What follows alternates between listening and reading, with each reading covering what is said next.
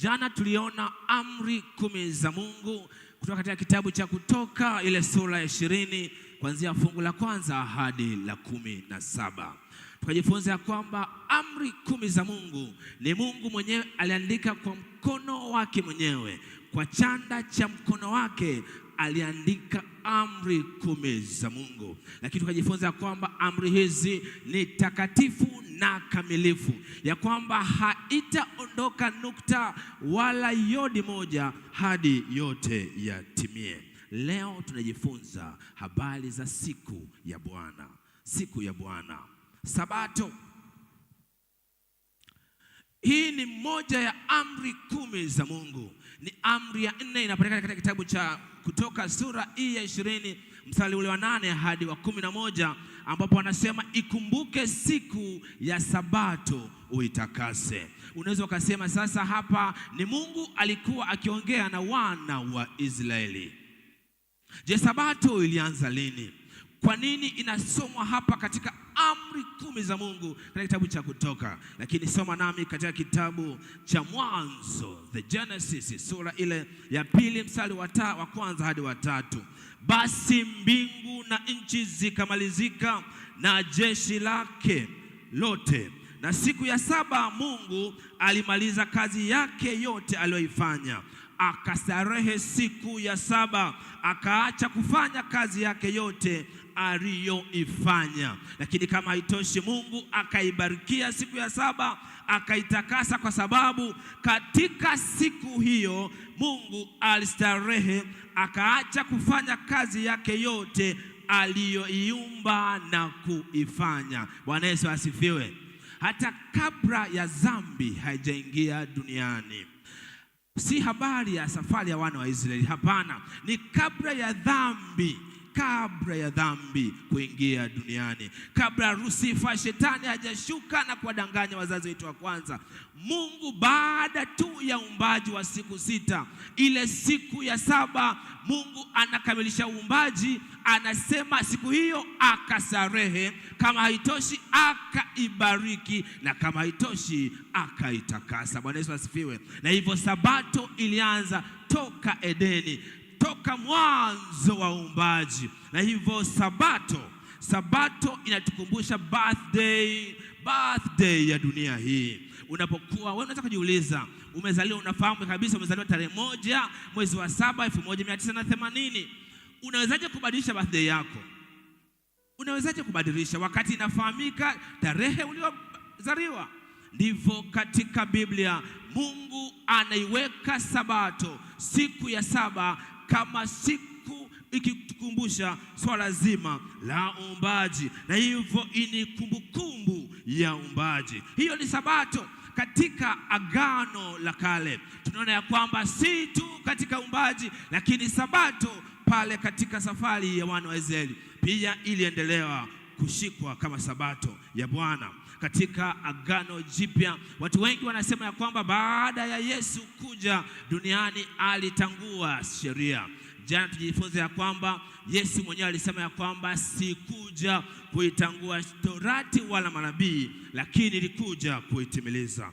Je, Yesu mwenyewe anasema nini kuhusu swala zima la Sabato?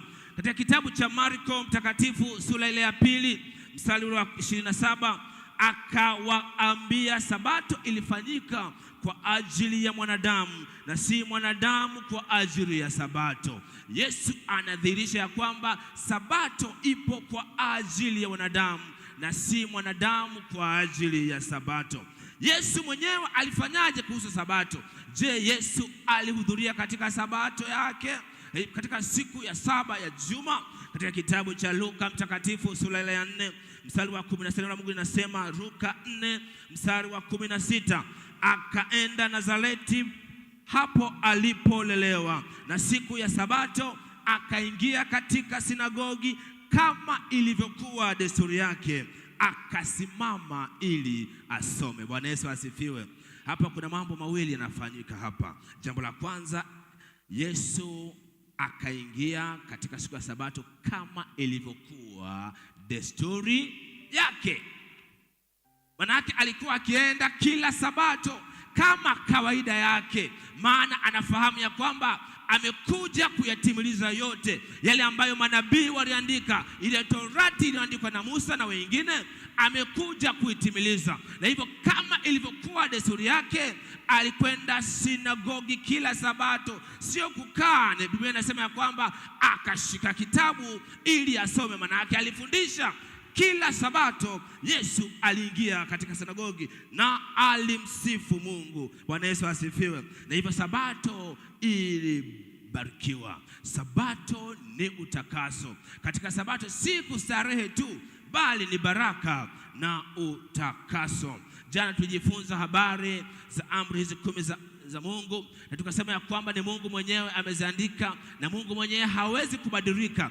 Alichokisema ndicho kitavyokuwa. Katika kitabu cha Marko mtakatifu sura ile ya 16, Marko mtakatifu sura ile ya 16 mstari wa 1 na wa 2, neno la Mungu linasema, hata Sabato ilipokwisha kupita. Hapo tunajifunza habari. Tuangalie sasa, je ilibadilika au tu kwa sababu amefika mwanzoni hapo? Huenda baada ya kufa basi mambo yote yaliisha. Basi labda huenda hapa alikuwa yupo hai, bado hajafa. Huenda baada ya kufa, huenda labda alibadilisha. Marko mtakatifu 16 fungu la 1 na la 2. Hata Sabato ilipokwisha kupita, Mariamu Magdalena na Mariamu mama Yakobo na Salome walinunua manukato wapate kwenda kumpaka. Hata alfajiri na mapema siku ya kwanza ya juma wakaenda kaburini jua lilipoanza kuchomoza. Kila mtu anafahamu ya kwamba Yesu alifufuka siku ya Jumapili. Hata miezi miwili, mwezi mmoja mbele, taifa, dunia kwa ujumla, Ukristo unaenda kusherekea kufufuka kwa Yesu, wakiamini ya kwamba wanafahamu Ijumaa Yesu alikamatwa na wanyang'anyi. Ijumaa Yesu alikufa katika msalaba, na siku ya Sabato alikuwa kaburini. Ijumaa na Jumamosi na Jumapili alfajiri alifufuka. Na Biblia inasema siku hiyo aliyofufuka ni siku ya kwanza ya juma. Marko sura ya 16. Je, Yohana rafiki yake Yesu anasemaje? Katika kitabu cha Yohana mtakatifu sura ya 20 mstari wa 1, neno la Mungu linasema, hata siku ya kwanza ya juma Mariamu Magdalena alikwenda kaburini alfajiri kwa kungali giza bado, akaliona lile jiwe limeondolewa kaburini. Bwana Yesu asifiwe. Na kama itoshi, fungu la 19 akasema, ikawa jioni siku hiyo ya kwanza ya juma, palikuwako na wanafunzi milango imefungwa kwa hofu ya Wayahudi. Akaja Yesu akasimama katikati yao, akawaambia, amani na iwe kwenu. Bwana Yesu asifiwe. Hapa kuna kitu cha kujifunza. Watu wengi hutumia fungu hili wakisema ya kwamba hapana, inaonekana siku hii ya kwanza ya juma wanafunzi wa Yesu walikuwa hekaluni. Biblia inasema ya kwamba walikuwa wamefunga milango kwa hofu ya Wayahudi.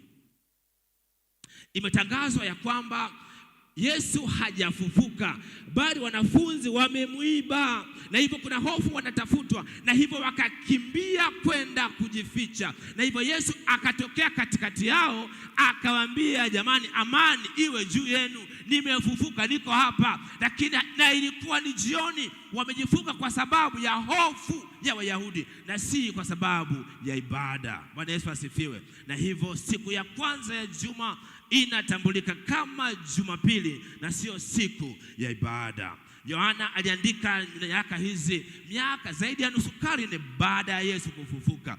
Kama siku ya kwanza ya juma ingekuwa ni siku ya Bwana, basi angeliandika, maana aliandika baada ya muda mrefu baada ya Yesu kufufuka. Lakini Yohana mwenyewe ambaye alikuwepo kwa macho yake alishuhudia, anasema siku ya kwanza ya juma Yesu alifufuka. Habari gani kuhusu mitume? Wanasema nini? Paulo katika kitabu cha Matendo ya Mitume sura ya 13 mstari wa 14, Paulo katika kitabu cha Matendo anasema, lakini wao wakatoka Perge, wakapita katika nchi, wakafika Antiokia, mji wa Pisidia, wakaingia katika sinagogi siku ya Sabato, wakaketi. wakaketi. Bwana Yesu asifiwe. Hao ni mitume wa Yesu, miongoni mwa mitume ambao walikuwepo katika kipindi hicho baada ya Yesu kufufuka karne ya kwanza.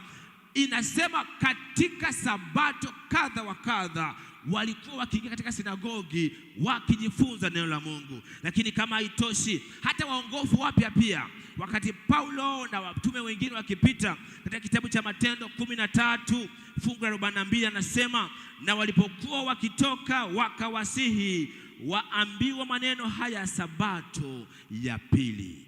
Baada wanaomba maneno yarudiwe sabato inayofuata. Sabato ni miongoni mwa amri 10 za Mungu ambazo Mungu mwenyewe kwa mkono wake ameandika. Kama haitoshi, ilianza toka Edeni kabla ya dhambi haijaingia ulimwenguni, na kama haitoshi ikaendelea katika vizazi, hata katika safari ya wana wa Israeli. Mungu anawakumbusha katika amri zake ya kwamba ikumbuke siku ya sabato itakase. Kama haitoshi, Yesu anashuka duniani, anakuja duniani akizaliwa kama binadamu, kama mwanadamu, anaitunza sabato ya Bwana. Kama haitoshi, anafufuka na mwenyewe anasema, na siku ya kwanza ya juma anawatokea wanafunzi wake katika sinagogi, anawaambia amani iwe juu yenu, siku ya kwanza ya juma. Kama haitoshi, mitume waliofuata baada ya Yesu kuwa ameenda mbinguni, wao vivyo hivyo, na waongofu wao vivyo hivyo wakazidi kuitunza sabato. Habari gani hata leo Biblia hii ambayo tujifunza habari zake, neno la Mungu, ya kwamba haitaondolewa hadi yote yatimiwe, ndio ambayo inatumiwa. Ndio Biblia hutumiwa na makanisa ya Advent ya Kikristo, lakini tunayo Qur'ani pia takatifu, ambayo ni moja ya vitabu vitakatifu ambavyo hutumiwa. Je, Qur'ani inasema nini kuhusu sabato? Napenda kitabu chake kilichotoka mbinguni, barua kwangu ya Bwana, ujumbe wake wa pendo.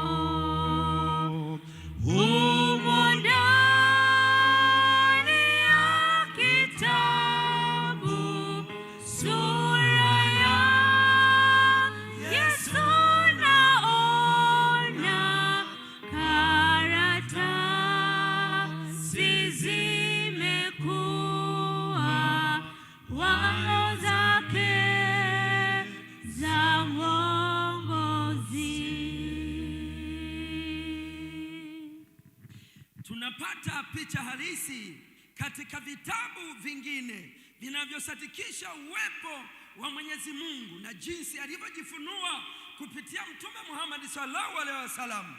Tunasoma katika Qur'ani sura ya 7:54 ikisema, hakika Mola wenu ni Mwenyezi Mungu aliyeziumba mbingu na ardhi kwa siku 6, kisha akatawala katika ardhi yake. Amen, amen. Tunaendelea kupata ushahidi katika Qur'ani, kitabu cha Mwenyezi Mungu, Qur'ani 7:165 inaanza kwa simulizi, historia ambayo inaeleza hivi. Alianza kutoa kisa hichi kinachotoa ushahidi juu ya uwepo na kueleza habari ya Mwenyezi Mungu aliyewahi kutoa kwa wanadamu, akiwataka wanadamu hao kutambua siku hii ya sabato, yaani Jumamosi, kuwa ndio siku maalum iliyotolewa kwa Mungu Mwenyezi kwa ajili ya kwa kuadhimisha usahihi wa ibada.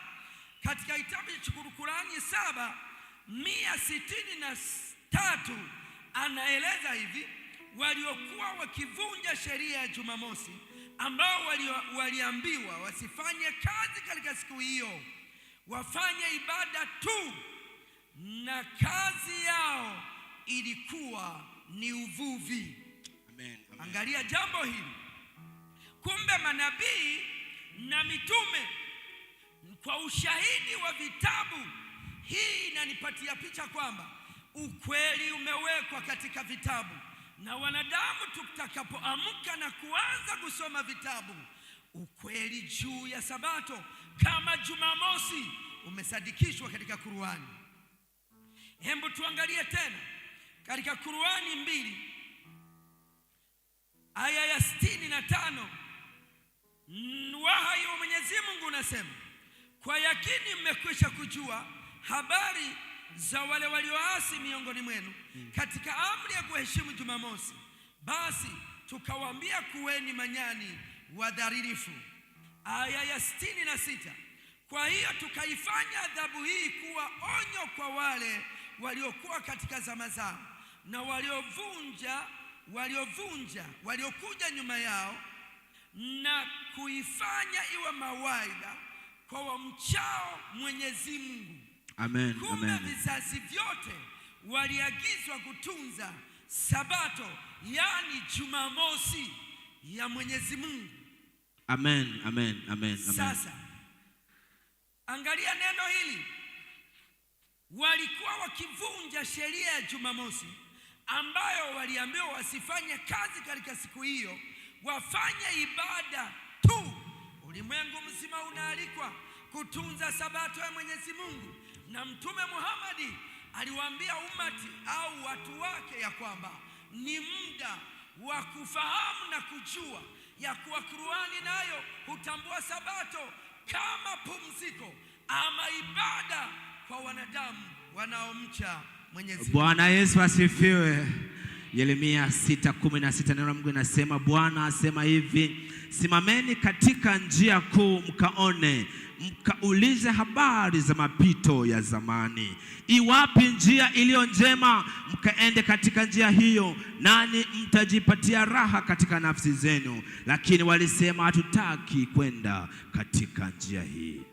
Neno la Mungu linasema ya kwamba simameni mkatazame mapito ya zamani, vitabu vitakatifu ambavyo Mungu mwenyewe aliandika kwa pumzi yake mwenyewe kupitia utakatifu wake, na amri 10 za Mungu kama itoshi, yeye mwenyewe akaandika kwa mkono wake mwenyewe. Katika kitabu cha Isaya, Sabato ilikuwepo katika Edeni. Sabato ilikuwepo kwa wakati wa kipindi cha Yesu, ipo hata sasa. Na Isaya, Biblia, kitabu cha Isaya sura ya 66 mstari wa 22 na 23, neno la Mungu linasema, kama vile mbingu mpya na nchi mpya nitakazofanya zitakavyokaa mbele zangu, asema Bwana, ndivyo uzao wenu na jina lenu litakavyokaa. Na itakuwa mwezi mpya hata mwezi mpya, na Sabato hata Sabato. Wanadamu wote watakuja kuabudu mbele zangu, asema Bwana wa majeshi. Bwana Yesu asifiwe. Mwezi hata mwezi, Sabato hata Sabato. Wakati Biblia imekuwa wazi katika amri zake ya kwamba yote yatafanyika, ndiyo kwamba hakuna nukta moja wala yodi ambayo itaondoshwa hali yote yatimie, ndiyo itakavyokuwa. Lakini ajabu ni hii hapa, ndiyo wakati Yesu atakaposhuka na mbingu mpya ikashuka, hakutakuwa na uasi, ni kweli. Hakuna ambaye atajifanyia sanamu ya kuchonga, ni kweli. Hakuna ambaye hatakuwa na uwezo wa kuheshimu wazazi wake kama amri inavyosema, ni kweli. Hakuna ambaye ataiba, atazini, ataua, atatamani mali zile, kwa sababu utakaso umefanyika. Lakini katika amri 10 za Mungu, amri ya 4, Mungu anasema hata mbinguni tutamwabudu. Bwana Yesu asifiwe. Hata mbinguni itadumu vizazi na vizazi. Na hivyo jioni ya leo, wewe ambaye unafuatilia matangazo haya popote ulipo, kutoka Omani, kutoka Sudan, kutoka Kenya, popote katika dunia hii, Yesu Mungu jioni ya leo anatuita, anaita watu wake, anasema rudieni mapito yake. Sabato ni ishara ya ukombozi. Sabato ni utakaso. Sabato ni pumziko lake. Sabato ni siku ya Bwana, yeye mwenyewe kwa mkono wake aliagiza, na itadumu milele zote. Wangapi jioni wanasema ya kwamba wanatamani siku moja, wanatamani hata mbinguni wakaabudu Mungu katika Sabato? Punga mkono pamoja nami.